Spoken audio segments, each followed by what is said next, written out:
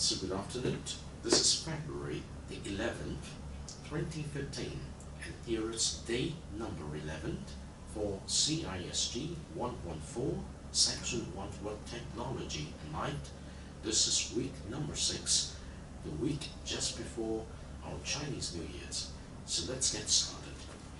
Okay, welcome back. We have 3 students today, and we missed Alice today. And this is week number 6 and day number 11. So if you look at the calendar, okay, week number 6, we have the themes of RSS, podcasting, social bookmarking. Kevin was absent last Friday. Okay, so you missed some of the things we talked about on podcasting and social bookmarking. And each one of us today is supposed to show something on delicious. Remember the social bookmarking? And together with the time that Jack asked for to share in class. And remember, each one of you should sign up to do the sharing, because that will be counted towards your 20% of the semester score. Okay? So the more you do it 10 times throughout the semester, the more secure you are in getting a good grade. Because the 20% is there is a lot of grade. Okay? It makes the difference between a B and C and A and B. Okay? So allow me to say that last week we explored the topic on week number 5, okay? We explored the topic blogs, wikis, and photo sharing, and we also touched podcasting and social bookmarking. We have not touched RSS. So this week we'll come back to RSS. Okay, let's see, can we touch that right here? No, okay, we'll come back here to do it. So we'll come to do some specific discussions on RSS. So let me get something here.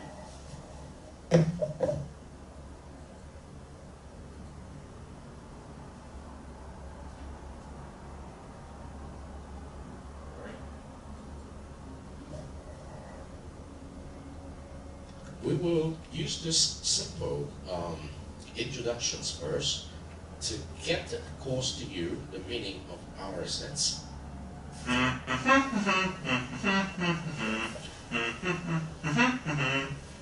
internet has problems.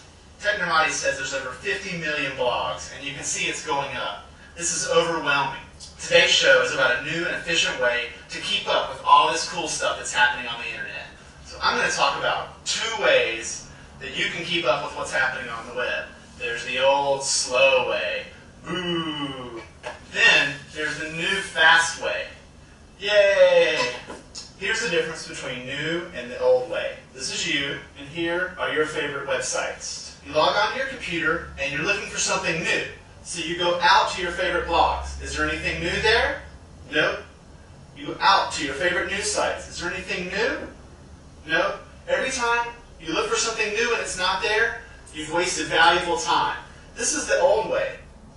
Now, let's consider the new and fast way, which is simply taking these arrows and turning them the other way, which means that the new things from blogs and the new things from your news sites comes to you instead.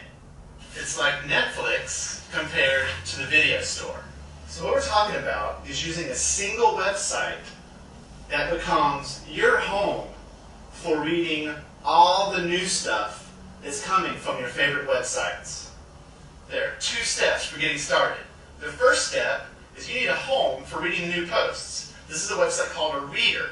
They are free, and all you need is an account. I use a site called Google Reader. It looks like this. My favorite sites are listed on the left, and on the right, I can scroll through all the new posts from my favorite sites in a single place. So, to complete step 1, you need to go sign up for a reader at Google Reader, Bloglines, Newsgator, MyYahoo are good places to start. Step number 2 is to set up a connection between your reader and your favorite websites. Setting up these connections is called subscribing, and it's really important. Nearly every blog and news site offers the ability for you to subscribe so that updates from these sites show up here in your reader. To set up these subscriptions, you just need to look for funny little icons. This is the standard one using the standard orange color. You may also see these. These little icons say, hey look, subscribe to me. I can save you time. Once you find one of these buttons on your favorite site, click on it, and the page that opens up will give you everything you need for subscribing. After you click that button, one of two types of pages are likely to appear. This is one that provides one-click access to subscribing in your newsreader. The other page you're likely to see looks like this, with code on it. If you see this page, copy the URL out of the page, go to your reader, and look for a link that says Add Subscription or Add Feed, and click on that and paste the link into your reader. So once you've added those subscriptions and the connection is there, new posts will start arriving in your reader, and you'll see why this is the new, faster way to read the web. It's addictive, so be careful. So, a quick recap. There are two things you need to do. Number one is go sign up for a reader. Number two is to go to your favorite websites, click on the icon, and subscribe. I'm Lee Lefevre, and this has been RSS in Plain English on the Common Craft Show. Okay, you see the significance of this very simple web tool? Remember, last week we talked about the ideas of, let me stop that first, of a blog, remember? We keep a blog for different topics of interest. And in the context of a blog, we go out to find something, and we put that something into our blog. And we keep the blog running for some time, and this will show how and what we have been accumulating to let us know something more. Now, the RSS has a very interesting mechanisms. If I set up a website and I install an RSS reader there, I could go over the world, look for what I want, and I subscribe to that website, and all the topic of my interest will directly come into my site.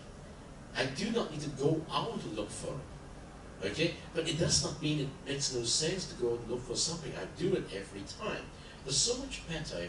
It's so convenient. You can just check what's new every day. And in fact, in your Moodle environment, okay, you can see that on the right-hand side, you got something like this here. And these are the RSS feed, mostly from our library and also from different journals for a specific topic. It comes every day. So I got updated. I do not need to go to look for it. I just need to check. Right? So much better. So, and then if it's something good, I click on it, I capture it and put it in my blog. So the RSS is a very simple and very useful tool. It comes to us instead of we go to search for it. Okay? So you understand the meaning of that. Now, allow me to pass the time to Jack, because I need to make sure you will be given a time, because you should have done it last Tuesday. But we have been too busy talking about anything, so may I pass the microphone to you? Okay. You need to use the computer. Feel free to use it. I'm going to start my sharing by delicious. Delicious, okay. Delicious is about social group marketing. Right?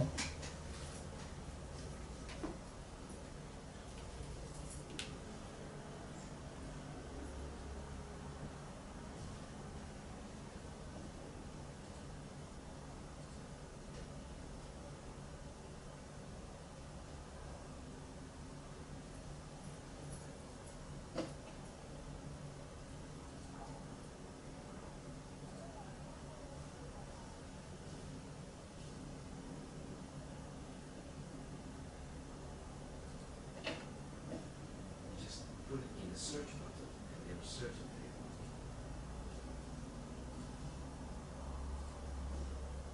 Copy and paste. Right, got it. This is recommendations.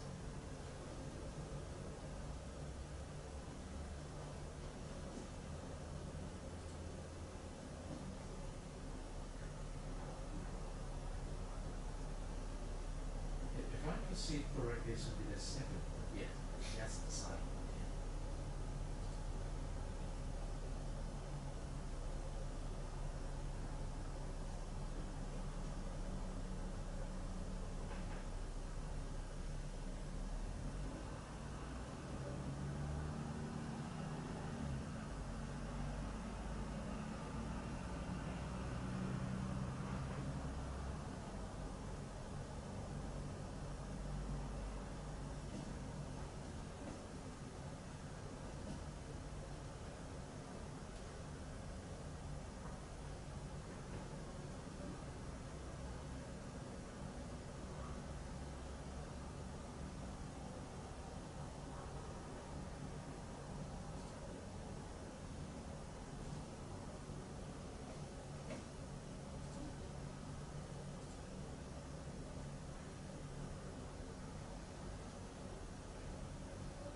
you need to like lock me out and lock yourself in.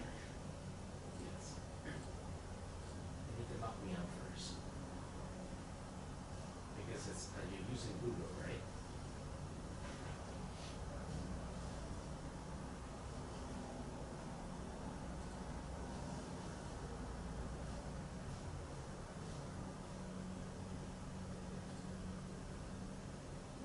Never, no, just don't remember the password.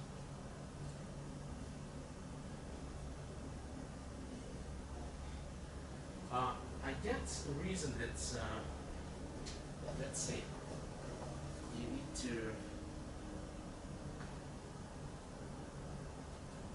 you sign in a different username. Is this the username here? Okay, let's try it. Because you're now in my Google account. So when you do that, let's sign. You want to use Google?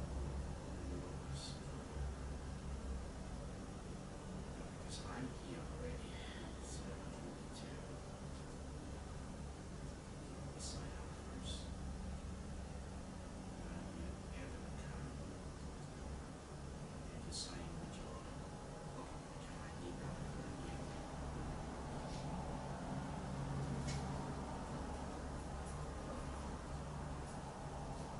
Do not remember password. Now you got it, right? Okay, here is my delicious.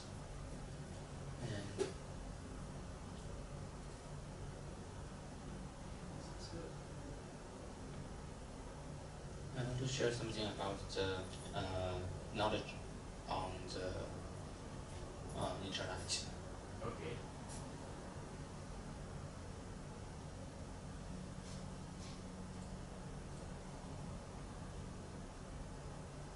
And you can see in the text of knowledge, here's my two websites. One called Zhihu and one is Wikipedia. And do you know Zhihu yet?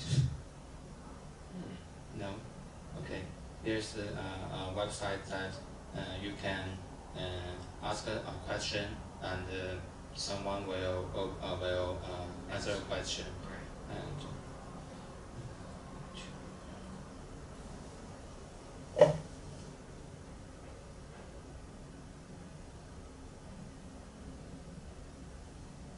Let's send an email. Sign in.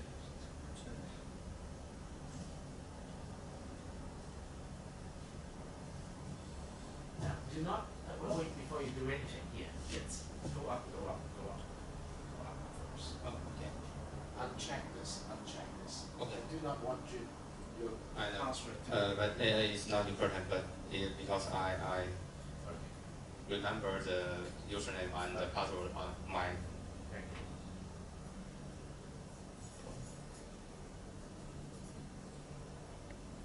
In an example, you can see someone ask a question Okay. and someone will answer you. And here is the Zhen Dong. Yes, he got the He got a lot of feedback. yeah. This means these people agree with him.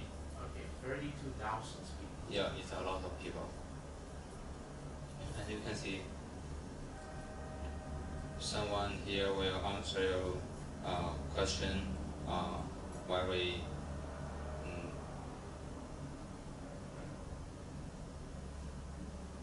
very long and specific. I don't know how to say. But I want to talk about this. There's something and Wikipedia.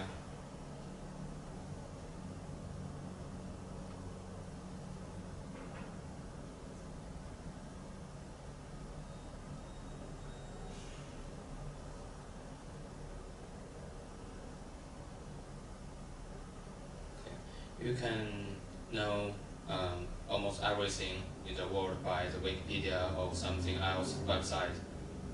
But I want to talk about is it reliable? And we know when you write a documented essay, you can't use something in Wikipedia as your citation, or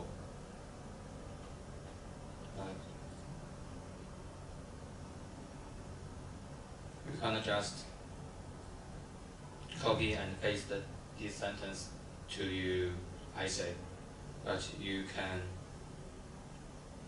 find where the information from. And here is the original of this information and all the acknowledgement.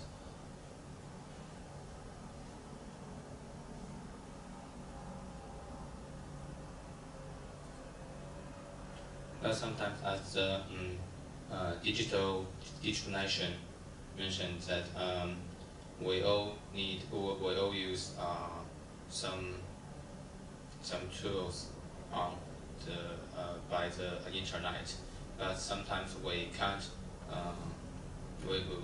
know whether it's real, whether it's wrong. I think the topic we talked about.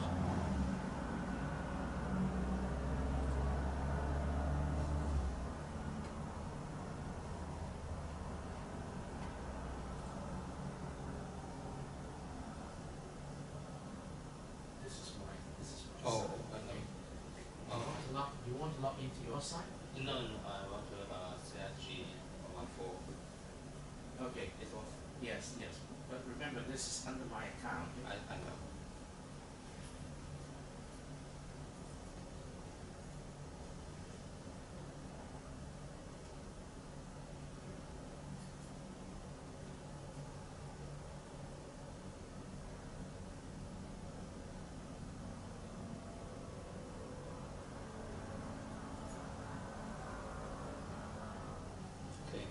In this week, we talk about the social responsibility in the information age. Okay. So I know we can create and use the information from the internet, but we must have the social responsibility to use them wisely. Right. That's all I want to share. Okay. Thank you very much, Jack, for your work. Do you need to lock out your system here? Okay, you got some. Maybe I can lock it up. It's not important for that. Okay. So I think it's important that you learn to pick up the technique of sharing here, and share with us what you have done at home with your particular tool. And I think this is very important. Okay, now let's get back to week number 6. Okay, so this is the week we are in. The first thing we need to understand, let's come back to the topic here first, before we further our discussions. Do you know what's the difference between, or what are the differences between the intellect and the World Wide Web? The intellect and the World Wide Web. You use the World Wide Web, right? Wow, we have a lot of homework here. Okay. Okay, what are the differences between the intellect and the World Wide Web? Let's take a look at the World Wide Web first, okay? Oh, interesting. No, it's not a big problem. Those links can be retrieved. Okay, here we go. We got it here. Let's do it in this.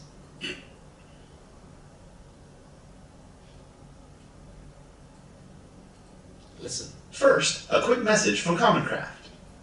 This video comes in versions designed for use in training and education. Find them at commoncraft.com.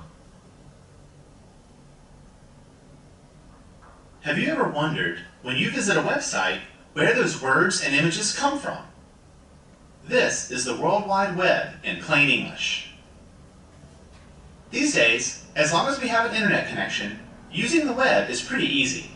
we can visit billions of pages on things from pet alligators to the weather in Holland.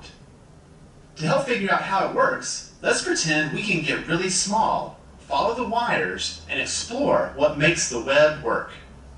In order to get to the web, we need a connection from our home or business to the rest of the online world. This usually happens through the phone or cable lines, or even satellite. This connection means that information from around the world can reach our computers.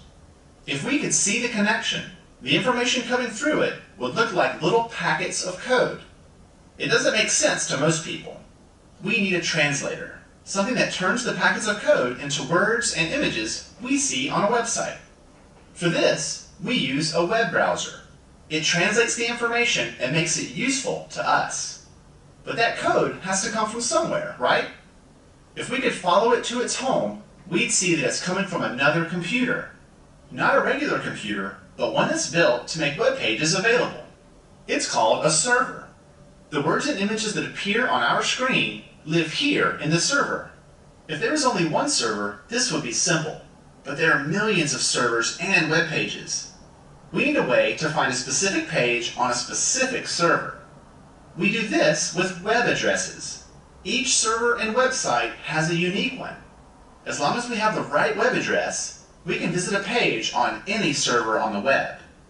The reason we call it a web is that all the servers are connected.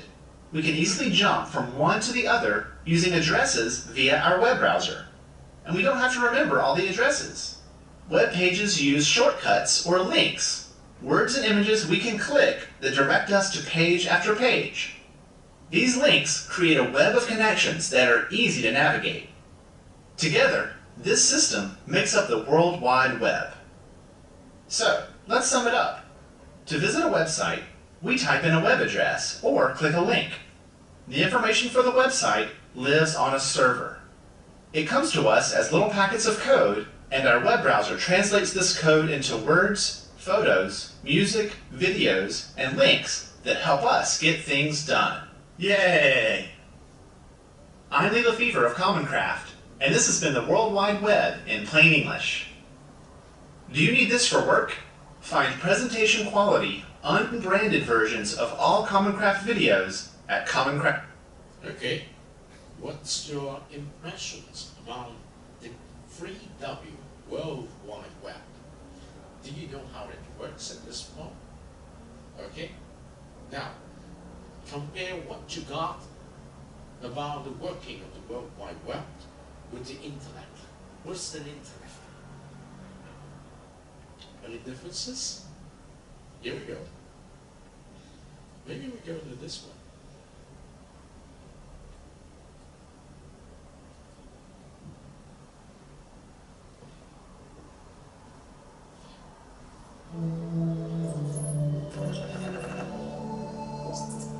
When you use the internet, what happens?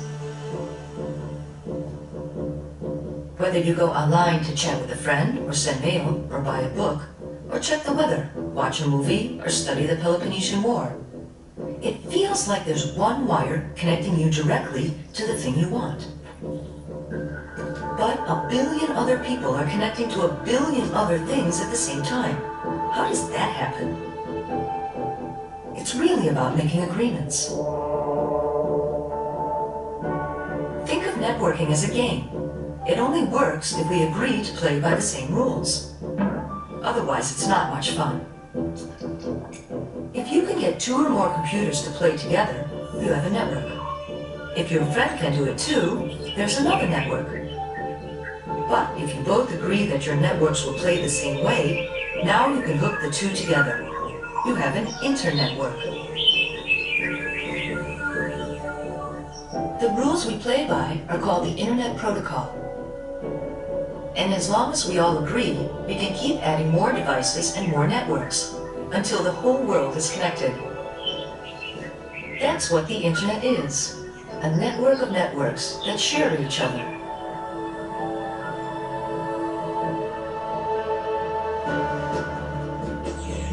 Every device on the Internet has its own unique address.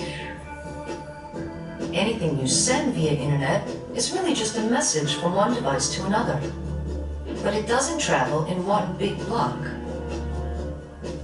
It gets pulverized into tiny packets of data, each one wrapped with info about what it is, where it came from, and where it's going.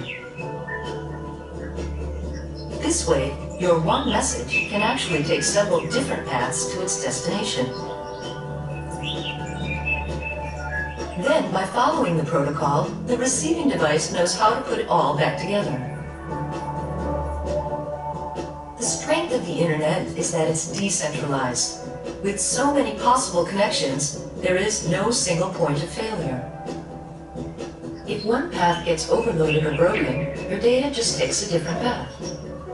Even if a big chunk of the internet gets wiped out, your message can still find its way. But let's say you use one internet provider and your friend is on a different one. How does your data really get from one network to the other? Some companies make private connections with each other to exchange traffic. But more and more traffic is flowing through shared service platforms we call Internet Exchange Points. An Internet exchange is a place where many different organizations come together to interconnect their technology. There may be access providers, broadcasters, publishers, social network sites, telecom operators. Really anybody who relies on network traffic can benefit from the exchange. By connecting in a common place, they save costs, and the traffic between them flows faster and much more efficiently. Traditionally, providers have sold each other passage on their networks. But for some providers who regularly exchange traffic, all that buying and selling can get to be more trouble than it's worth.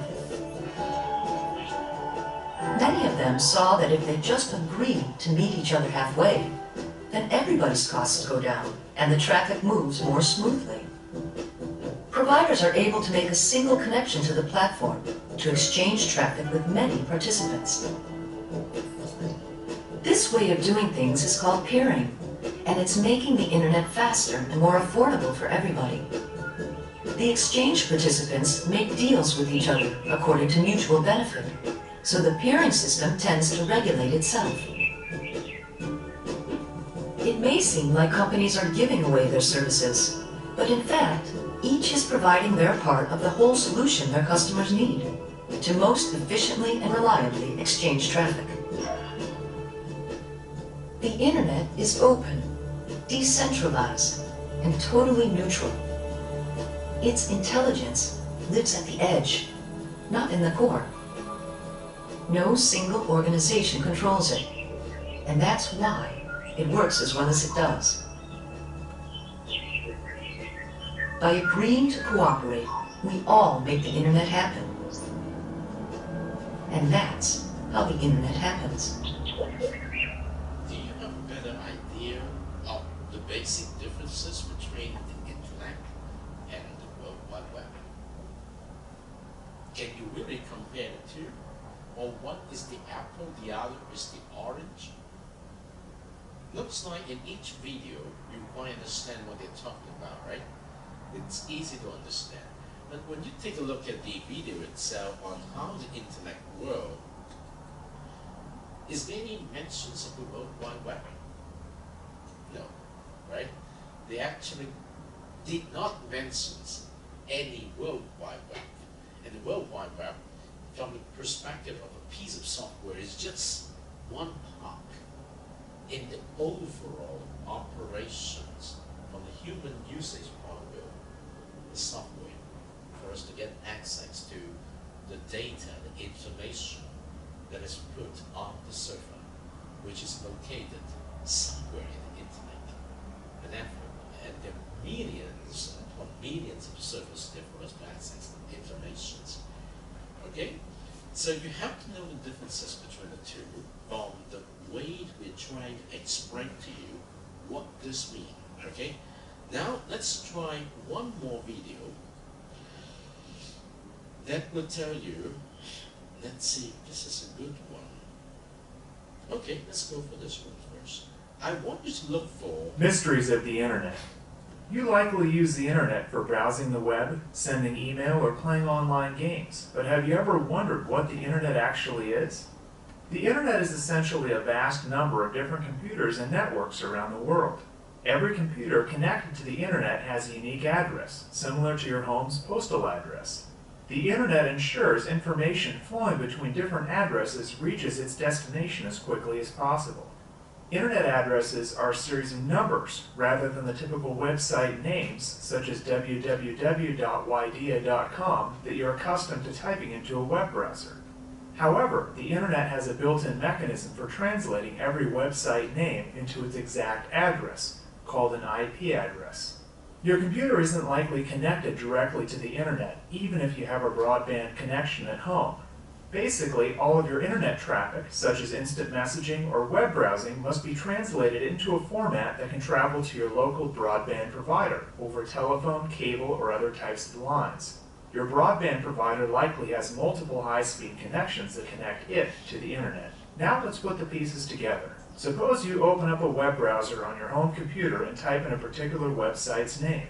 Your computer first locates its exact address on the internet and then sends information out of your home over your broadband connection, bound for the website's address. When a website responds, it sends data back over the internet to your computer. Amazingly enough, this process usually takes place in under a second, even when a web server is located thousands of miles away. For more information on this topic and many others, please visit www.wydea.com. Do you see the differences between the interpretations provided by Mysteries. this very short video, 1 minute and 47 seconds, telling you something about intellect? It ties the two previous videos together because they talk about the web, but in the second video they do not mention the web. Okay, and it's equally enriching that you understand what they're talking about. Okay, so we handle this. This is something very important, and let's say, okay, let's go to the third generations of the web. Hey! Being aware of the numerous advancements in technology is not an easy task, but fortunately, during the next few minutes you will obtain crucial information on one of the biggest upcoming revolutions, the Web 3.0, as well as great tips on how to be aware of the newest upcoming technology. But what does all this web nonsense have to do with me, you might ask yourself? Well, you would actually be surprised. Just take a look around. You'll be able to find a computer, a tablet, or a smartphone beside you, or even all of them. Just tell me, what will you do if all your Facebook information gets lost? Or if somebody steals your email password? I would go crazy! Currently, information is not just a bunch of bits anymore. It's actually becoming an extension of ourselves. So, what is the Web 3.0? The Web 3.0 is the upcoming web revolution, the semantic web. A personalizable place with intelligent search and behavioral advertisements where content is generated by machines rather than by humans, where virtual items or information become more valuable than physical items, where we'll get a tweet telling us if our boss is on time or even if our food is going out of date in the fridge. Ew. Oh, does that mean that the web has been evolving? Exactly. Remember many years ago when Google just launched, YouTube was just coming out, and MSN Messenger used to be the thing? Oh yeah, I totally forgot about that. Well, those were part of the first web generation, or Web 1.0. The web then began to evolve into a much more dynamic web. Technologies like RSS, Ajax, and XML started coming up. Content management systems were replaced by wikis. Blogs became more common than diaries, and social media became an essential tool for every single individual, creating what we now know as the Web 2.0. Currently, innovative technologies like the Google Glass project, augmented reality, and advanced mobile technologies are what makes this third generation of web possible. Wow, where can I get this Web 3.0? You actually interact with several Web 3.0 technologies every day. Smartphones, for example, are one of the biggest factors in this revolution. Incredible 4G speeds, Retina displays, and technologies like cloud computing improve the web experience massively. Studies have even shown that people are tending towards using their smartphone or tablet more than their actual computers. We can even see this revolution in computers. Take Windows 8 for example, which is trying very hard to adapt to the tablet market. Web 3.0 also allows a thing we call hyperconnectivity. What this really means is that everything is starting to be interconnected through the internet. There are already twice as many devices connected to the internet than people in the world, and it is set to increase to 6.5 per person by 2020. That sounds amazing! Hey, and can my business benefit from all this? Definitely! Businesses benefit from the Web 3.0 in numerous ways. They're not only discovering new novel ways of using social media for marketing, but they're making use of technologies such as Ruby on Rails, Python's Django, and Hadoop to scale their businesses massively through the internet by selling software as services instead of as products. So what you're saying is that the Web 3.0 is perfect? As you might know, nothing can be perfect. With many new technologies coming up, powerful malware and harmful software comes along. The web is advancing so fast that some security protocols are not catching up, leaving loopholes which hackers can then exploit. Also, with the massive increase of value on virtual information, there is also an increasing concern, as its protection becomes much more crucial for everyone. All this is great, but how can I keep myself aware of the latest upcoming technology once this video is over? Don't worry, there are numerous ways to achieve this. Feel free to visit our site at web3.hackathon.com, where you will find more information on the Web 3.0, as well as its technologies, its influence in mobile systems, business, and security, as well as very useful links to tech news, blogs, and videos. Thank you very much for your time and wish you an amazing week. That's very interesting, because what this particular video talks about, it's the future or some of the immediate happening in the web today. Let me just turn this off.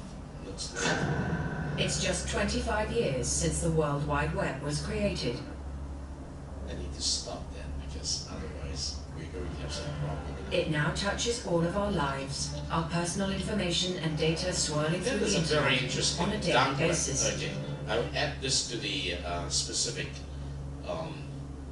web link today. It's a very interesting documentaries about the bad things that could happen in the web. Let's get back to the topic for today. Now, we would like you to understand the differences between the web and the intellect, and we also have introduced you some of the directions where the web is going, and normally it is called Web 3.0. And one of the words we use today is the intellect of things, IoT. Okay? The intellect of things is a generic term that means almost everything can be hooked up, become part of the intellect. Well, examples of this, it's you can see there is a device on your refrigerator which could actually be a computer, connect your refrigerator to the internet. You can see that in your home you can install a smart system where you can actually control the lighting at your home, the air conditioning at your home, turn on the water heater, and turn on the coffee maker when you are not at home or when you are about to go home from your office. And your mobile devices, and when you get on your car, one of the very interesting protections of the car is no need a key. You can voice activate your car by going back to the what we call the center, where the operators, upon recognitions of your identity, could activate your automobile for you, and no one can do it. And they could actually track where your automobile is going, knows where it is. Okay, so examples like that. And one of the much more interesting thing is intelligence seems to be an important part of this. For example, I'm going to say have a conference somewhere in the United States or suppose like this. I want to know near the hotel where I'm going to be staying, what kind of restaurants are there that could fit into my style as a Chinese, and I can enter all these informations. And in the past, the technology is just a database to match. But today, we have something called the intelligent web, the semantics answers for your particular questions. They could actually eliminate a lot of the choices for you to give you suggested options. Okay, so all of these are part of the intellect here, and you can read part of these from the originator of the World Wide Web. This is Tim Berners-Lee. he's telling you something about it. And one specific thing he would like us to pay more attention to is the idea of the linked data. Well, with one piece of data, it does not sound to be very significant. When you connect them together, it's indicative of a lot of different things, and that's the era of the big data. Now, back in 2003, now this is 2015 already, about 12 years ago, okay, when SARS hits Hong Kong, it kills a bunch of people, several hundred people, and the government, all the people are very much horrified. They do not know what kind of diseases because it's so new. What they can do is to use supercomputing, which is located in Hong Kong police stations, to track all the data of patients' records, of patients, for example, you go to see a doctor, okay? The doctor will diagnose what kind of disease you have, and they write a record on your personal record, patient's record. But during that time, the doctors know if they detect any particular syndrome which is close to SARS, they will immediately report this incident from which locations in Hong Kong they have seen patients with this kind of symptom, will report back to the hospital authority, and they will use the data through the processing of the very powerful computing devices in police headquarters and track the trend of the spread of the disease around Hong Kong. And so they know how to redirect the resources. At that time, they don't even have enough protective clothes for the medical people in the hospital. So it's going to be a very interesting battle. All right, so then it's the big data context put into perspective. Now, we talked about bookmarking last time, and we showed you this. Let's see if we could show you a little bit more about the social bookmarking. Yeah. Just 1 minute and 30 seconds.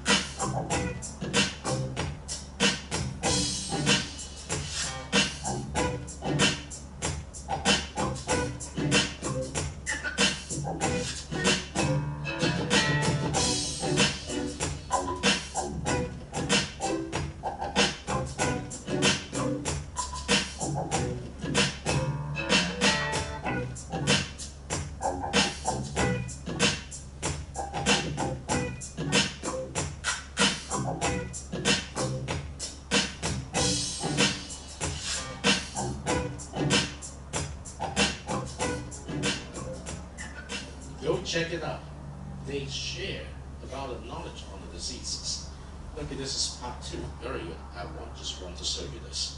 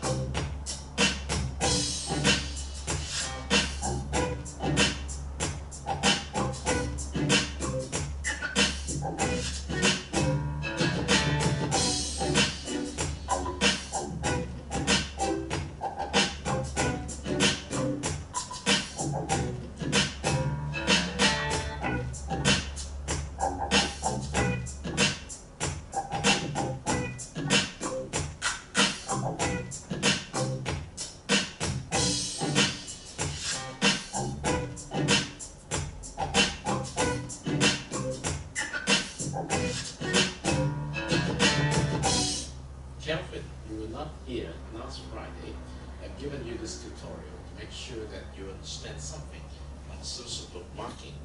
Let's stop that here. Okay? So that is the repeat on social bookmarking. And we're also giving you the evolutions on the web, so we can actually go to something a little bit more for this week on a little bit on the mashups and the virtual office. Okay? So what exactly is a mashup? Messed something up. I have two things, I messed them up, it becomes one thing which has features on the two things together. So typically it's a term used in the music compositions. I mash up different types of musics, the traditional music with the new style music. But in the context of web applications, it means I try to put into a piece of application software a little bit on different type of application tools. So let's try to give you an ideas about this. Oh, they've already got this. Let's try to get this back. All right. Okay, let's go for this first.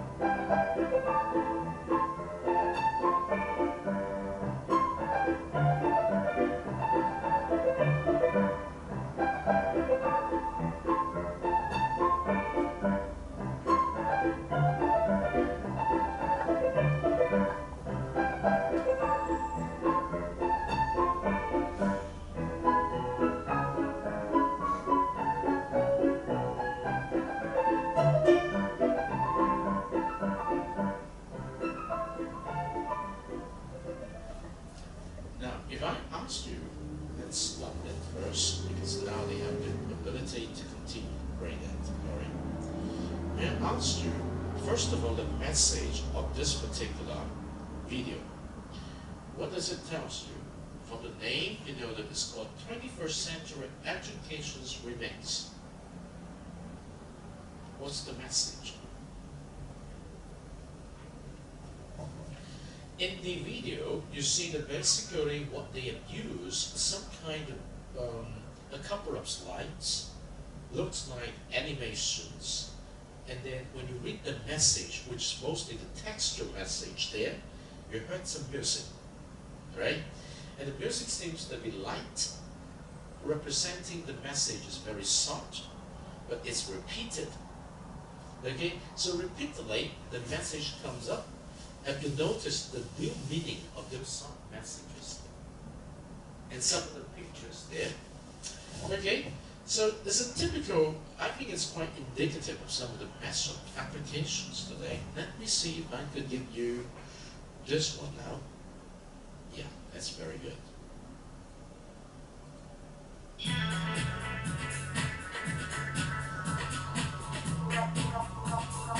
I'm David Berlin, Executive Editor at ZDNet, and today we're going to talk about what a mashup is.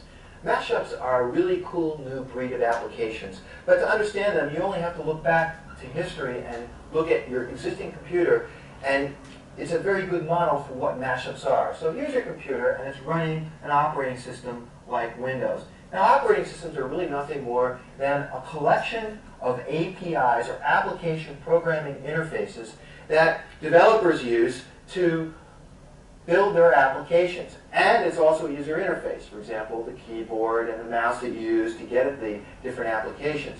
So these are all the APIs, and one API might be, for example, to access the network that the computer is connected to. Another one might be to access the display.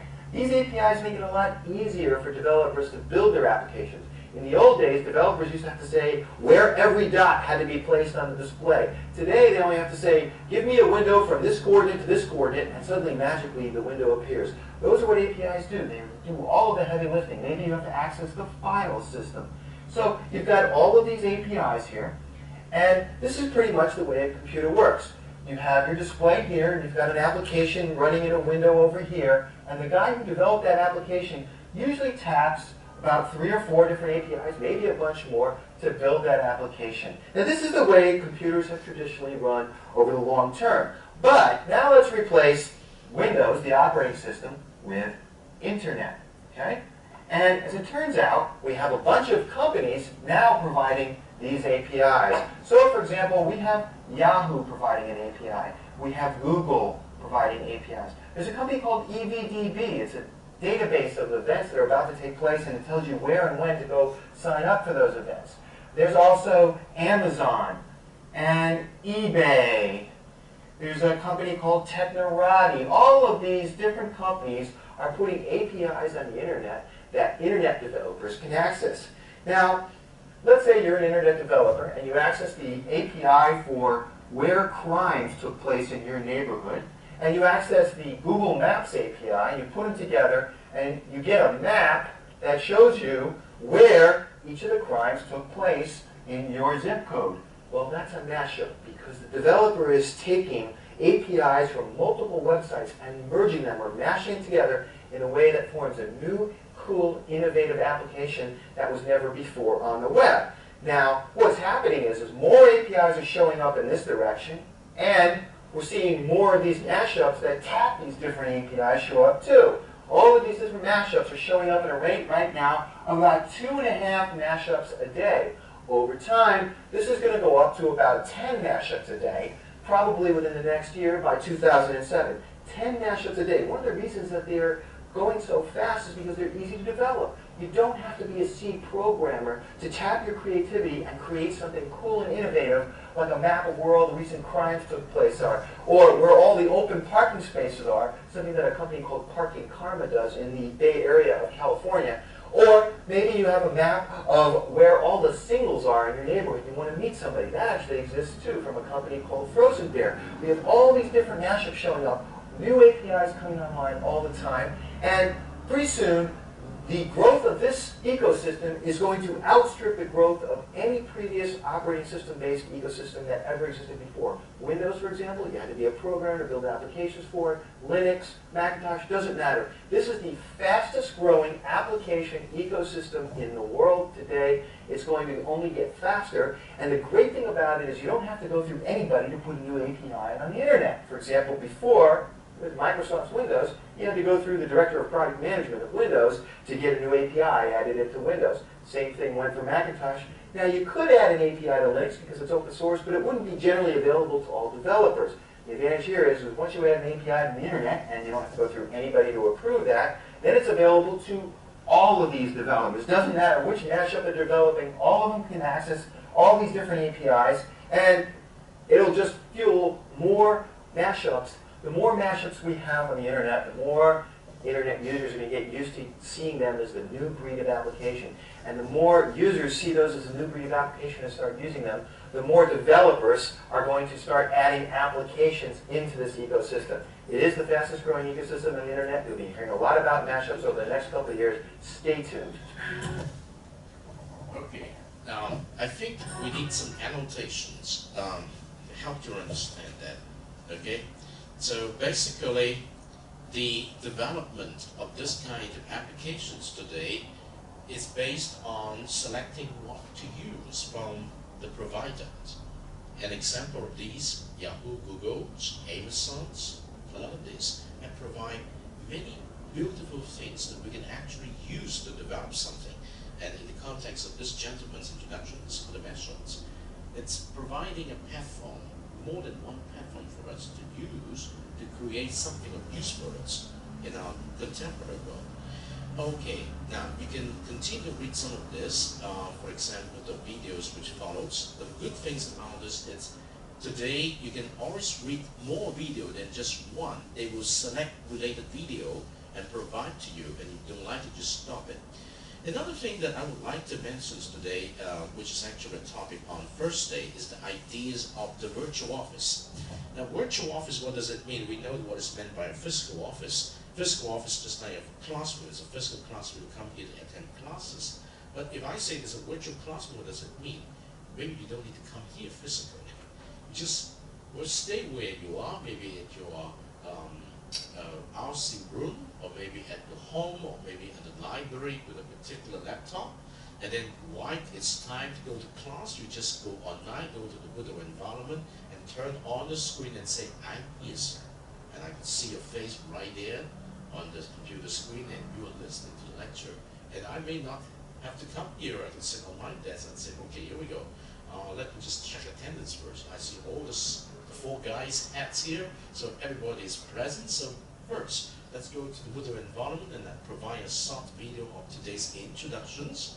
And then I provide that now please spend 5 minutes watching this video.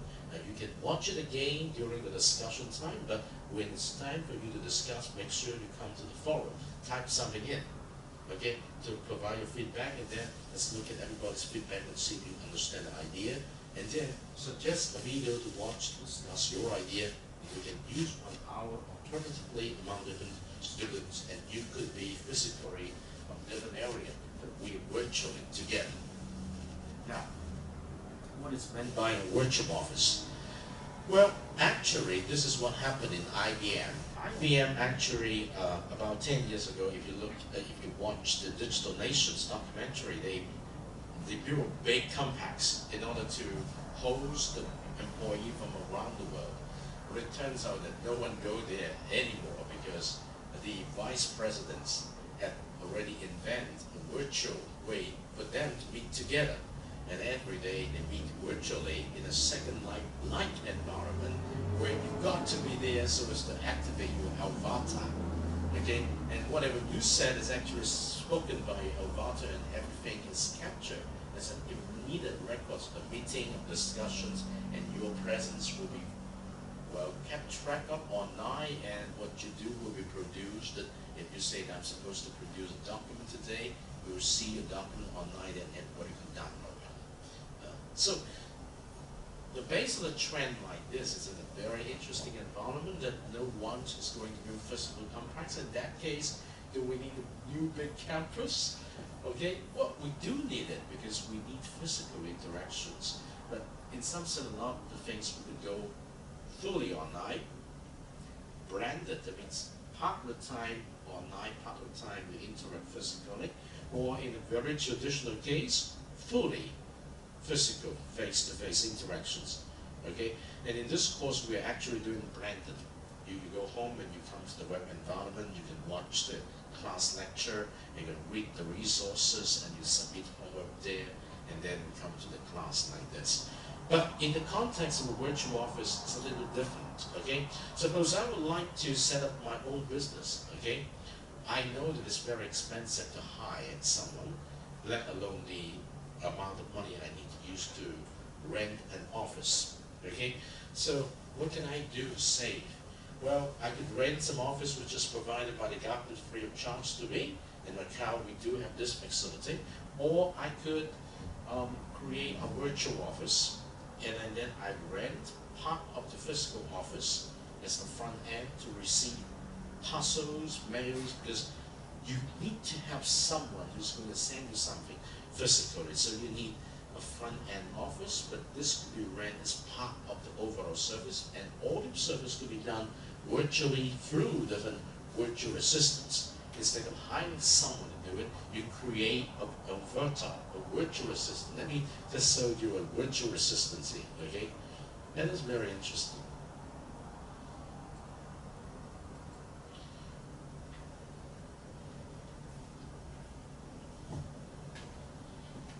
Hello. Hello. My systems and functions are fully operational. Face and voice recognition are activated. Waiting for facial recognition identification. Recognizing face. Face recognized. Access granted. Good evening, dial. My systems and functions are fully operational. Face and voice recognition are activated. How can I help you? Good evening, Denise. How are you? Everything is running smoothly. How are you today? Just great. Glad to hear that. Tell me about yourself. My name is Denise. I am a virtual assistant with whom you can talk and ask for many tasks using natural language. I was created to be your assistant and companion. I can open applications, play your songs, search the internet, translate texts, burn music CDs, send your photos to the internet, and control your appointments. I can also check the weather forecast, read your emails and latest news. Do you like to know more about me? No thanks. No problem. Just say help, or what can I say to get some assistance in what you can do? What can I say? See the list of voice commands available at this moment. This list can change depending on what tasks you are doing. What do you know about virtual assistants? A virtual assistant or virtual human is the creation or recreation of a human being image and voice using computer-generated imagery and sound. Sometimes it uses artificial intelligence software with synthesized voice and voice recognition to interact with users. The main objective is to help humans with daily activities and computer operation tasks. I am a good example of a virtual assistant. Thank you. You are quite welcome. Open number 5. Save this picture. Picture saved. Upload this image to Picasa. Image uploaded to your Picasa account. Would you like to send the image link to somebody? Yes, send it to Guile. Sending Guile an email with image link. Email sent with success. Close.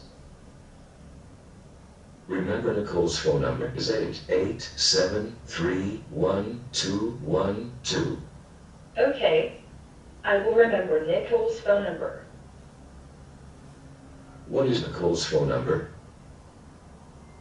Nicole's phone number is 8873-1212. Would you like me to call this number? No thanks. No problem. What is a planet? A planet is any object in orbit around the Sun with a diameter greater than 2,000 kilometers, and whose shape is stable due to its own gravity. The classical planets are Sun, Moon, Mercury, Venus, Mars, Jupiter, and Saturn. The modern planets are Uranus, Neptune, Pluto, and Sirius. Tell me more about Uranus. Uranus is the 7th planet from the Sun. It is the 3rd largest planet in the solar system. Uranus's atmosphere is composed primarily of hydrogen and helium, and contains a higher proportion of ices such as water, ammonia, and methane. Open number 5. Print. Sending picture to your default printer. Printing. Close.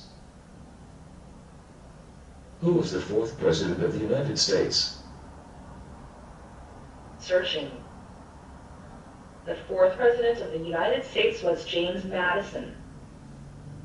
What is the capital of Brazil? The capital of Brazil is Brasilia. It is the fourth largest city in Brazil. The city is a world reference for urban planning. Close. What is love for you? Love is patient, love is kind. It has no envy, nor it boasts itself, and it is never proud. It rejoices over the evil and is the truth seeker. Love protects, preserves, and hopes for the positive aspect of life. William Shakespeare said, "Love all, trust a few, do wrong to none." Search what for dolphins? Searching. Dolphins are marine mammals that are closely related to whales and porpoises. There are almost 40 species of dolphin and 17 genera. Pitch down.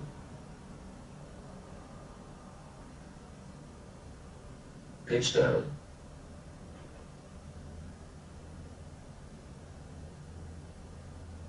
Skip 2 lines.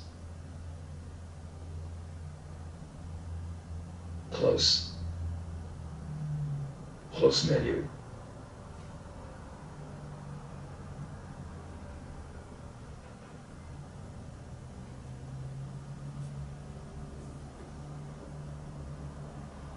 What's today's date? Today is March 17th, 2010. Please check my agenda for tomorrow. You have a meeting with Paul at 9 a.m. about the new website.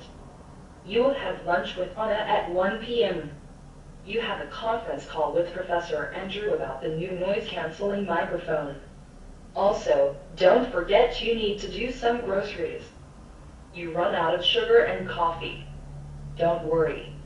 I will remind you of those appointments a few hours before. What's the current temperature? Wear a coat before you leave. It's 17 degrees outside. The highest should be 23 degrees and lowest 17 degrees. What's the weather forecast?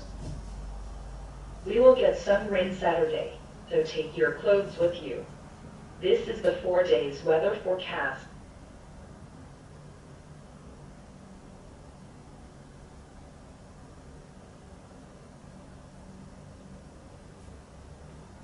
Your email to dial with the subject "We need to talk" at the desk. Give me a call to talk about the new website.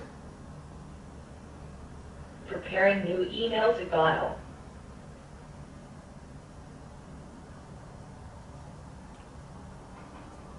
Trying to send your email. Email sent with success. Call dial. Calling dial.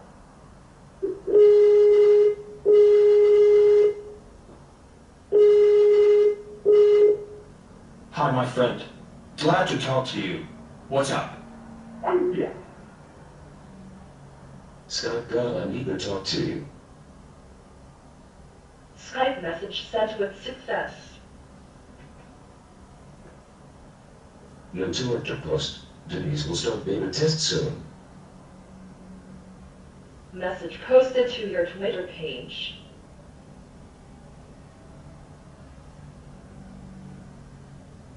Show me latest news.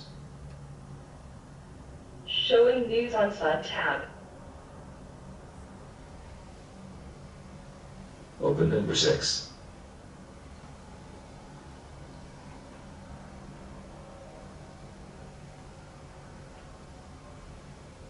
Read first paragraph. Washington. The overall number of animals in the Arctic has increased over the past 40 years ago, according to a new international study. But those who live closest to the North Pole are disappearing. Close. Open my emails. Showing your emails. Open number 2. Read.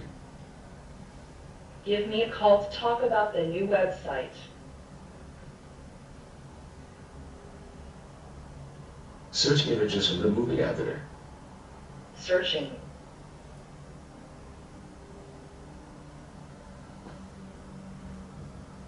Open number 5. Print. Sending picture to your default printer. Printing. Close.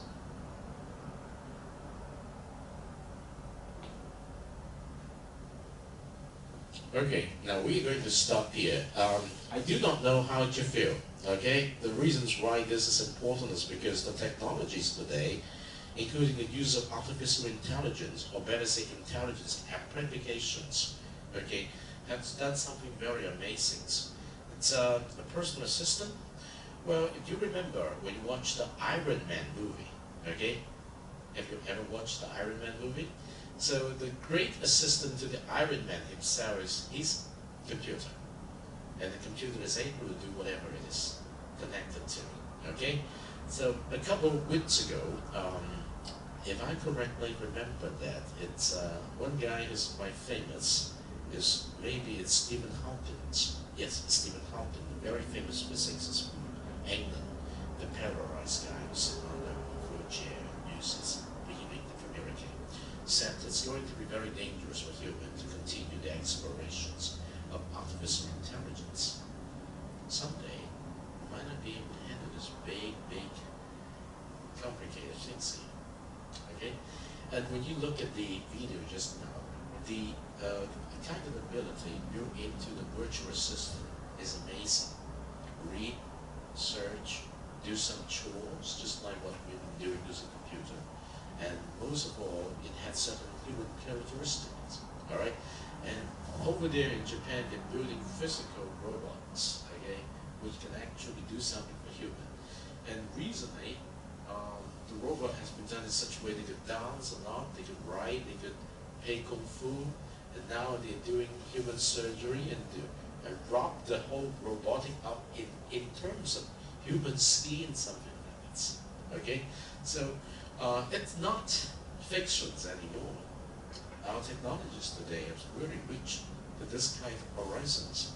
And so when we talk about web technologies today, okay, so actually the topic is virtual office applications, but I have chosen the virtual assistant to show you this. You can go home and read the part 2 and part 3, and you can develop some of your personal thinking about this. And that the purpose of this course is, once you see some examples, let it think, and write down some of your questions, and write down some of your own perspective.